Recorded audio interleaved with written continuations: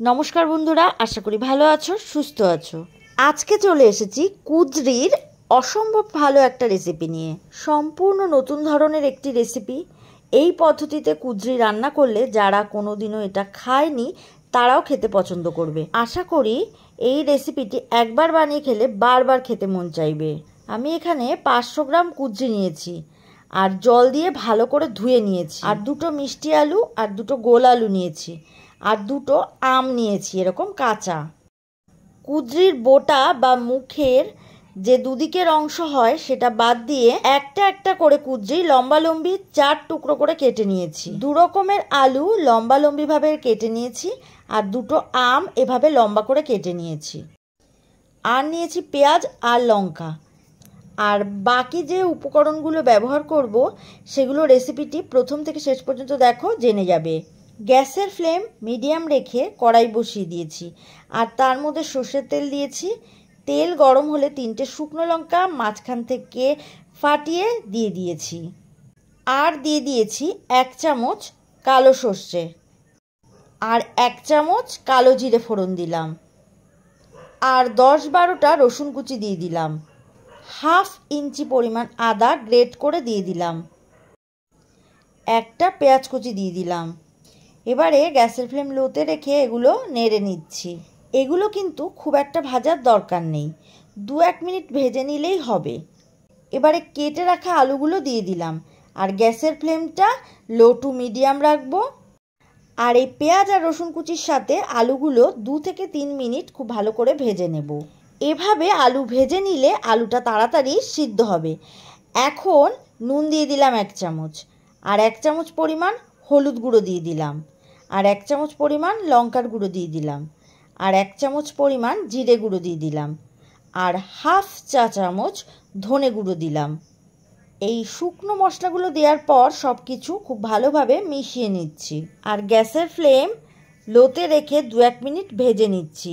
খেয়াল রাখতে হবে যাতে শুকনো মশলাগুলো পুড়ে না যায়। এবারে কেটে রাখা কুঁদরিগুলো দিয়ে দিচ্ছি আর সব কিছু খুব ভালোভাবে মিশিয়ে নিচ্ছি। গ্যাসের ফ্লেমটা মিডিয়াম রেখেছি।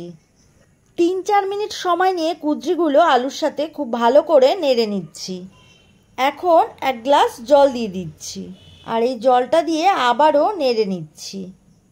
আর কাঁচা লঙ্কা দিয়ে দিলাম। যখন আলু আর কুঁদরিগুলো মোটামুটি 80% সিদ্ধ হয়ে যাবে তখন কেটে রাখা আম দিয়ে দিলাম। আলু ও কুঁদরিগুলো মোটামুটি সিদ্ধ হয়ে এলেই তবেই আম দিয়ে দিতে হবে, আগে দিতে যাবে না, তাহলে কুঁদরিগুলো আর সিদ্ধ হতে চাইবে না। এখন সব কিছু মিশিয়ে নিয়ে ঢাকা দিয়ে 4-5 মিনিট কুক করে নেব আর 4-5 মিনিট পর ঢাকা সরিয়ে নিচ্ছি। জলটা পুরোপুরি শুকিয়ে এসেছে আর সবজিগুলো সিদ্ধ হয়ে গেছে। মাঝে মাঝে 2-1 বার ঢাকা সরিয়ে নেড়ে নিচ্ছি। এবার এখানে 1 চামচ কর্নফ্লাওয়ার জলে মিশিয়ে দিয়ে দিলাম আর সব কিছু একসাথে খুব ভালো করে মিশিয়ে নিচ্ছি। এইভাবে কর্নফ্লাওয়ার জলে গুলে যদি এই রেসিপিতে দেয়া যায় তাহলে কুঁদরির এই রেসিপিটি একটু মাখো মাখো হবে আর দেখতেও খুব ভালো লাগবে আর খেতেও ভালো হবে। আর দিয়ে দিলাম 1 চামচ চিনি। এই রেসিপিতে কিন্তু একটু মিষ্টি দিতে হবে, তাহলে এই যে টকটার একটু ব্যালেন্স হবে। এই যে কর্নফ্লাওয়ার দিয়েছি তো দেখতেই পাচ্ছ কতটা লোভনীয় হয়েছে দেখতে আর খেতেও খুব ভালো হয়েছে। খুব ভালোভাবে নেড়ে নিচ্ছি যাতে করে কড়াইয়ের তলায় লেগে না যায়। আর এই রেসিপিটা কিন্তু এখানেই শেষ নয়, আরও কিছু জিনিস এখানে অ্যাড করব, তাহলে দেখতে থাকো আর কি কি জিনিস এখানে দিচ্ছি। এখানে ধনেপাতা কুচি দিয়ে দিলাম আর ধনেপাতা দিয়ে খুব ভালো করে মিশিয়ে নিচ্ছি। আর আমার কাছে এখানে নুনের স্বাদটা একটু কম লেগেছে তাই আবারও একটু নুন দিয়ে দিলাম আর নুনটা দিয়ে ভালো করে মিশিয়ে নিচ্ছি। নামিয়ে নিয়ে গ্যাসে আবারও কড়াই বসিয়ে দিয়েছি আর এই সবজিটা একটা বাটিতে ঢেলে নিয়েছি।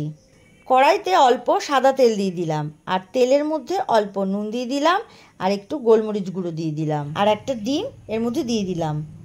আর ডিমটা এভাবে নেড়ে একটু ডিমের ভুর্জি বানিয়ে নিলাম।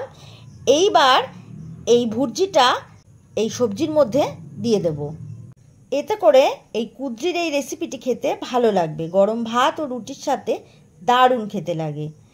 আজ এই পর্যন্তই, আবারও নতুন রেসিপি নিয়ে চলে আসব। সুস্থ থাকো, ভালো থাকো আর এতক্ষণ ধরে আমার সাথে থাকার জন্য অনেক অনেক ধন্যবাদ।